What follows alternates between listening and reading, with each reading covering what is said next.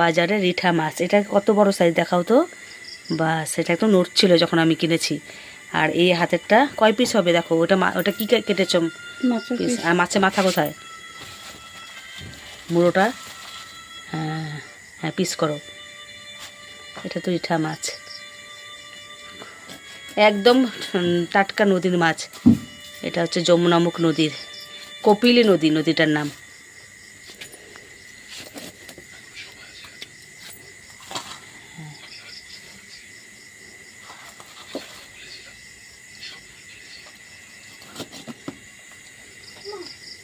ডিম হয়েছে?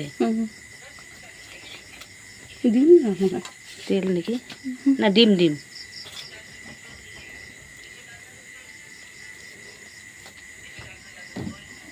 বড় সাইজ তো।